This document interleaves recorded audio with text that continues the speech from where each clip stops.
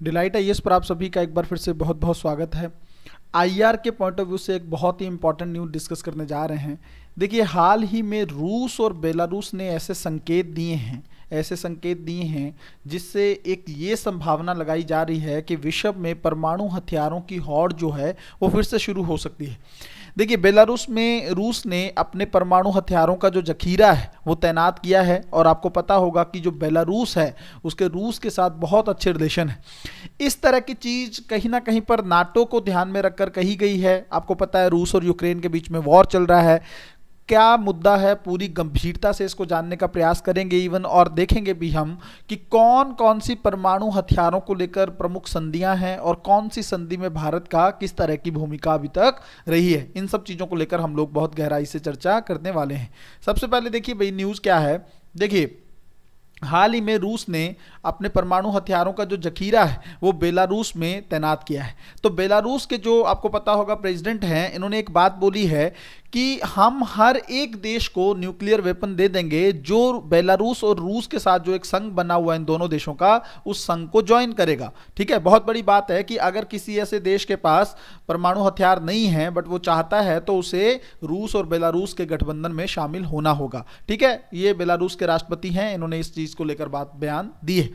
इससे पहले क्या हुआ था कि कजाकिस्तान के जो राष्ट्रपति हैं कासिम जोमार्ट, उन्होंने भी कहीं ना कहीं पर एक टिप्पणी की थी। उन्होंने एक बात कहा था कि बेलारूस और रूस के बीच में बहुत घनिष्ठ संबंध हैं और कहीं ना कहीं पर दोनों देश परमाणु हथियारों को भी साझा करते हैं। देखिए, सोच के देखिए, जब दो देश आपस में परमाणु हथियार, परमाणु तकनीक को साझा करते हैं तो उन देशों के बीच में कितने घनिष्ठ संबंध होंगे, इसका अंदाजा आप लोग अच्छे से लगा सकते हैं। ठीक है, इसके बाद देखिए, ये जो संघ है, ठीक है, रूस और बेलारूस के बीच में ये जो यूनियन स्टेट है, ये कहीं ना कहीं पर आप देखिए 1999 में फॉर्म हुआ था, है ना। और ये आर्थिक संघ भी है, राजनीतिक संघ भी है और सैन्य रूप से एकीकृत करता है ये इस क्षेत्र को, है ना। तो बेलारूस और रूस जो है आपस में बहुत ही अच्छे मित्र हैं और अब इन लोगों ने ये बात कही है कि जो हमारे यूनियन में शामिल होगा उसको कहीं ना कहीं पर ये लोग परमाणु हथियार भी और परमाणु तकनीक भी हस्तांतरित करेंगे।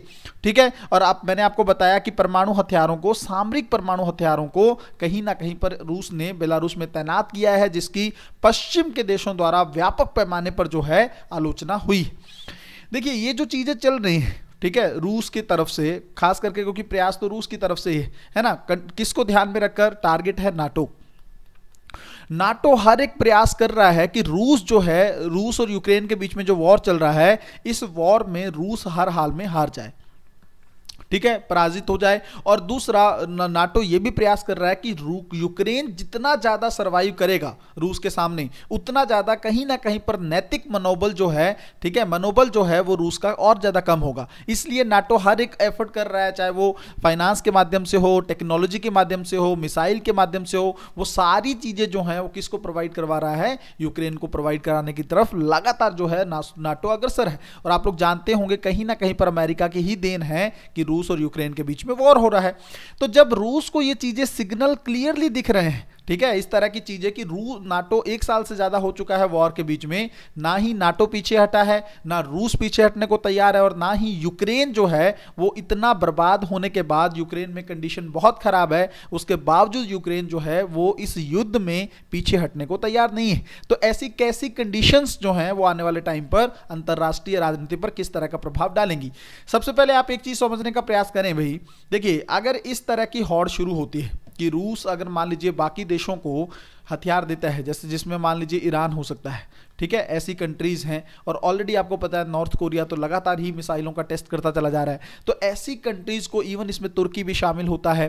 तो ये जो देश है, अगर इन देशों को रूस जो है परमाणु हथियार देता है तो विश्व में जो परमाणु हथियारों की जो होड़ है वो बहुत तेजी से शुरू हो सकती है। क्योंकि आप सोचिए, अगर ये देश देंगे, रूस अगर देगा तो अमेरिका भी पीछे नहीं रहेगा, वो अपने भी जो निकट जो उसके मित्र होंगे उनको अमेरिका भी परमाणु हथियार तैनात करने की अनुमति भी देगा और इवन परमाणु हथियारों को लेकर एक तकनीक भी हस्तांतरित करने का प्रयास करेगा। तो ऐसी कंडीशन में होगा क्या?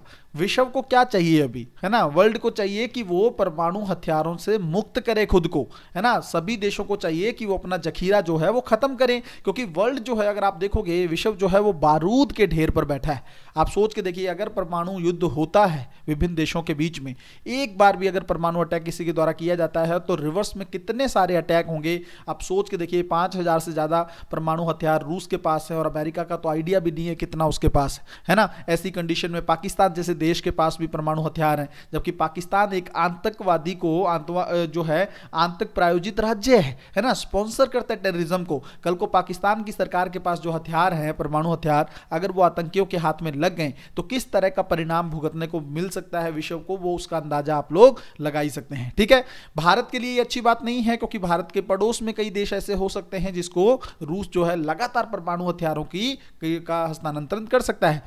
तो ऐसी कंडीशन में हमें यूपीएससी के अकॉर्डिंग दो चीजें ध्यान रखनी है, इसको लेकर सवाल भी बहुत बार बना है। एनपीटी एक परमाणु अप्रसार संधि है जिसको बोलते हैं नॉन प्रोलिफरेशन ट्रीटी। इस संधि में ये एक अंतर्राष्ट्रीय संधि है जिसका उद्देश्य क्या है, परमाणु हथियार और इसके प्रसार को रोकना है। इसकी तकनीक जो है वो बाकी लोगों तक ना पहुंच सके, परमाणु ऊर्जा का शांतिपूर्ण उपयोग हो, और वर्ल्ड जो है वो कहीं ना धीरे धीरे निशस्त्रीकरण की तरफ आगे बढ़े, मतलब परमाणु जो जखीरा है हथियारों का उसको खत्म किया जा सके। इस पर वर्ष 1968 में 1968 में हस्ताक्षर किए गए थे, 1970 से यह परिवर्तित हुआ है। 191 इसके सदस्य हैं। भारत ने अभी तक एनपीटी पर हस्ताक्षर नहीं किए। This is very important point, और कई बार यूपीएससी सवाल में पूछ चुका है भारत, और क्यों नहीं किए।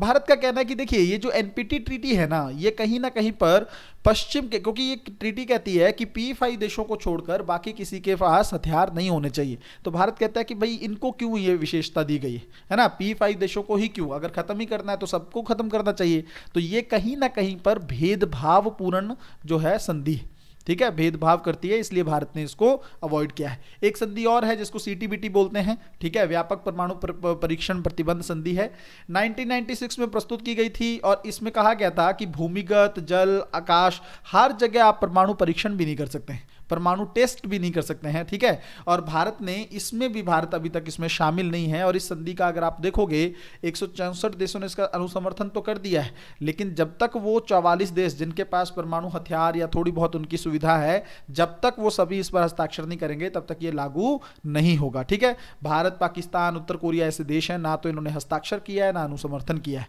ठीक है, तो कहीं ना कहीं पर यह संधि भी फेल होती हुई दिखती है, और भारत ने भी कहा है कि यह पक्षपातपूर्ण है। सबसे पहले P5 जो देश हैं उनको अपने हथियारों को नष्ट करना चाहिए, उसके बाद भारत और बाकी देशों की बारी आनी चाहिए। ठीक है, तो ओवरऑल अगर आप लोग देखेंगे तो आईआर के पॉइंट ऑफ व्यू से विश्व के लिए अभी समय अच्छा नहीं है, क्योंकि आप अगर देखेंगे रूस भी पीछे नहीं हट रहा है, यूक्रेन भी पीछे नहीं हट रहा है, नाटो भी पीछे नहीं हट रहा है, तो ये कहीं ना कहीं पर वर्ल्ड के लिए कोई बहुत अच्छी चीज नहीं है आने वाले टाइम में। और आपको पता है चीन जिस तरीके से बढ़ रहा है, तो कल को एक फिर से विश्व जो है युद्ध की तरफ अग्रसर हो सकता है, और ऐसे युद्ध की तरफ अग्रसर हो सकता है जिससे विश्व का सर्वनाश भी हो सकता है। क्योंकि आप सोच के देखिए, आज विश्व के पास क्या नहीं है, परमाणु हथियार है, रासायनिक हथियार, केमिकल वेपन है, ठीक है, बायोलॉजिकल वेपन है। इतने वेपन होने के बाद अगर विश्व में कल को कुछ ऐसा होता है तो कोई भी देश अपनी जीत के लिए हर तरह का एफर्ट करेगा। तो ऐसी कंडीशन में वर्ल्ड के लिए एक अच्छी चीज नहीं है। तो आज की वीडियो में बस इतना ही। आप लोग टेलीग्राम वगैरह ज्वाइन कर सकते हो पीडीएफ वगैरह हासिल करने के लिए। ठीक है, मिलते हैं अगली वीडियो में, तब तक अपना ध्यान रखें, अपनी पढ़ाई को बहुत अच्छे तरीके से करते रहें। बहुत बहुत धन्यवाद।